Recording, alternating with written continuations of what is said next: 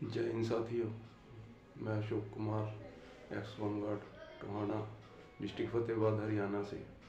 एक बार ये वीडियो देखें, फिर बात करते हैं।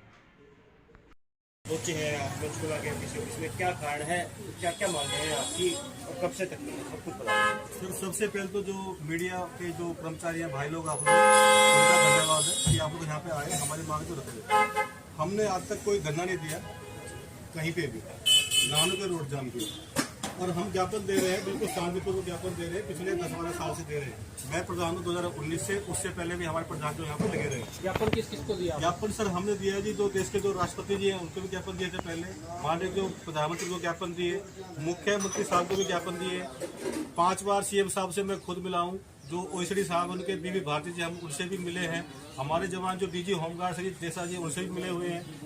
लेकिन हमारी जो समस्या ये है कि जो जवान है हमारे, उनको हटा गया अकारण बिना किसी कारण से। और जो होमगार्ड है, चंडीगढ़ है और पंजाब है, राजस्थान है, यूपी हो, बिहार हो, कहीं के भी हो, वहाँ जवान निकाले जाते हैं नोटिस देकर। ये जवान है, इनको क्या किया कि इनको निकाला है बिना लोग सर्टिफिकेट। ये जांच नंबर 4 है 2020 में जो की थी राज्य चौकसी ब्यूरो पंचकुला ने, जिसका नाम आजकल है एसीबी।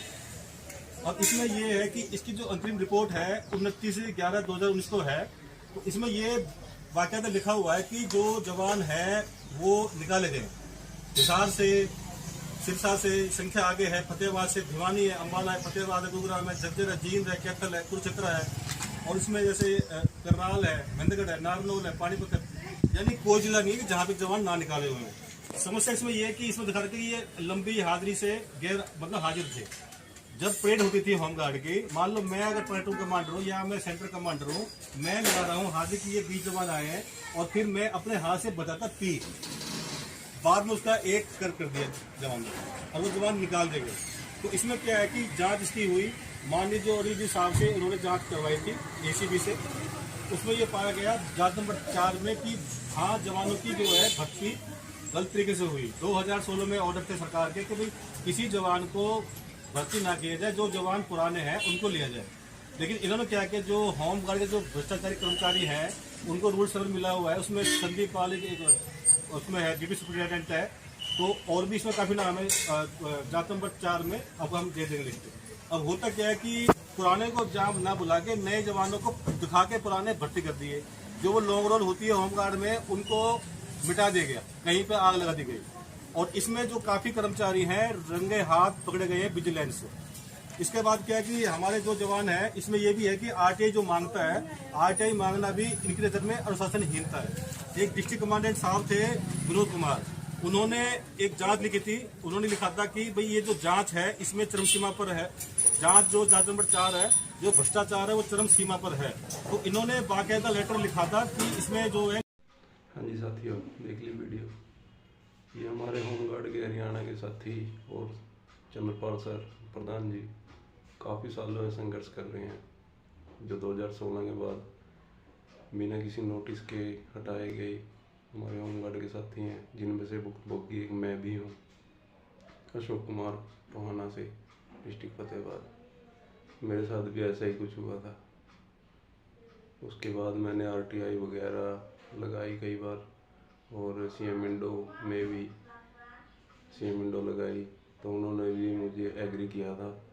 सीएम विंडो वालों ने सारी अपनी इंक्वायरी करके भाई हाँ, आपके सारे जो मैंने आरोप लगाए थे वो सिद्ध हुए हैं और आपको दोबारा भर्ती किया जाना चाहिए। लेकिन फिर जो एक आईपीएस अधिकारी थी तान्या सिंह, उन्होंने फ़ोन पे बात हुई उनके साथ, तो उन्होंने कहा कि हम ऐसा लिख तो दे सकते हैं लिखित में, लेकिन हम आपको भर्ती करवा नहीं सकते। तो फिर इस सीएम विंडो का भी कोई फ़ायदा नहीं था, जो इन्होंने ये बना रखा है सीएम विंडो वाला खेल भी। अगर आप इसको भर्ती ही नहीं करवा सकते एक महकमे में बंदे को जिसके साथ गलत हुआ है, तो इस सीएम विंडो का फ़ायदा ही क्या है। तो इसलिए सारे ये कागज़ मेरे पास हैं, सब है, ये देखें आरटीआई वगैरह, सीएम विंडो का ये पत्राचार हुआ है, इनके ऊपर पत्र संख्या भी है, सब कुछ है। और संघर्ष काफ़ी टाइम से चल रहा है। लेकिन कई बार होता है क्या, गरीब आदमी के पास एक फाइनेंशियल कंडीशन ऐसी होती है, या घर चलाए दिहाड़ी मजदूरी करके या कोर्टों में धक्के खाए, तो इसलिए थोड़ा कॉम्प्रोमाइज़ करना पड़ जाता है।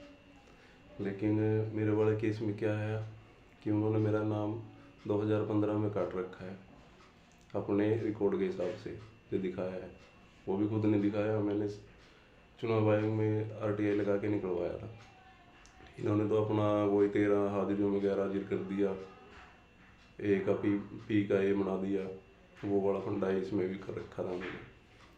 लेकिन फिर मैंने जब ये निकलवाया उसमें से, चुनाव आयोग में से, भाई हाँ चुनाव में ड्यूटी कर रखी है 2016 में, तो वहाँ तो मैंने ड्यूटी कर रखी है, लेकिन इन्होंने मेरा नाम 2015 में काटा हुआ दिखा रखा है रिकॉर्ड में। तो ये फंसता तो महकमा सारा ही है, लेकिन कार्रवाई नहीं होती ना कोई। शासन प्रशासन सारा ही भ्रष्ट है, टोटली भ्रष्ट है। अब कहते हैं हमें सीएम साहब के पास भी लेटर लिखे हैं, माननीय गृह मंत्री जी अनिल विज के पास भी लिखे हैं, DG साहब के पास भी लिखे हैं चंडीगढ़, कहाँ कहाँ धक्के खाए।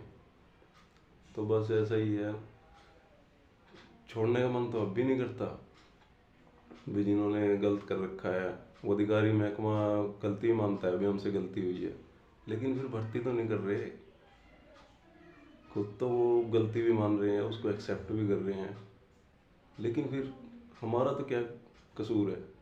हमारा तो कोई कसूर नहीं है। जो जवान अब भी बेरोजगारी में धक्के खा रहा है, सही ड्यूटी करते हुए भी बिल्कुल ईमानदारी से। वही बात है भाई, ऐसे सिस्टम देश और प्रदेश का सबका ही भ्रष्ट हुआ पड़ा है इस टाइम। सुनवाई ही नहीं है बिल्कुल भी। कितना ही बंदा सच्चा है, कितना ईमानदार है, कोई फर्क नहीं पड़ता किसी को। सब बस पैसा दे पैसा, भर्ती कर लेंगे। अब मुझे भी क्या कहा था इन्होंने सब लेटर में, जब भी आपकी वो होएगी, क्या कहते हैं, दोबारा रिक्वायरमेंट होएगी पोस्ट की, भाई हाँ दोबारा भर्ती करना है किसी को, तो आपको पहले प्रेफरेंस दी जाएगी। लेकिन अब तक कितने हज़ारों लड़के भर्ती कर लिए इन्होंने, 2 नंबरों में पैसे ले लेंगे। हमारा तो कोई नाम नहीं आया अभी तक भी। जब भी कोई लेटर लिखते हैं, कुछ भी करते हैं, आपको पहले प्राथमिकता दी जाएगी। गुस्सा तो इतना आता है इन पे, बस छोड़ दे, बस नहीं चलता बस।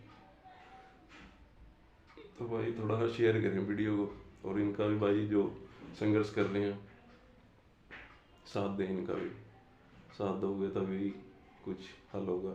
और नए सरकारें किसी की नहीं सुनेगी। ये शासन प्रशासन सारा भ्रष्ट हुआ बैठा है, और ये महकमा तो खासकर होमगार्ड वाला सबसे ज़्यादा भ्रष्टाचार इस महकमे में है, क्योंकि हमने तो भोगा है तभी। और ये इस मुलाजिम को तो कुछ मुलाजिम समझते ही नहीं, जो एक स्वयंसेवी होने के कारण जो ये नाम लिखा जाते हैं, वे स्वयंसेवी। कर्मचारी का दर्जा मिले तो इसका कुछ हो सकता है। स्वयंसेवी के कारण ना तो कोर्ट में जा सकता, वहाँ भी कोई सुनवाई नहीं। हर तरह से शोषण होता है एक होमगार्ड कर्मचारी का, जो जी जान से अपनी ड्यूटी तो करता है, लेकिन उसका ही कोई सिला नहीं मिलता उसको। पहले कुछ थोड़ी बहुत तनख्वाह होती थी, मानदेय होता था, ड्यूटी इतनी हार्ड होती थी, तब हम करते थे। अब जब ड्यूटी मेरे जैसे और भी करते थे भाई सभी, लेकिन अब जब मानदेय बढ़ा है, कुछ थोड़ा सिला मिलने लग गया है उसको मेहनत का, तो अब हटा दिया हमको। ये कहाँ तक न्याय है बिल्कुल, लेकिन सुनता नहीं है भाई कोई। इतना देख लिया, सब भ्रष्ट है।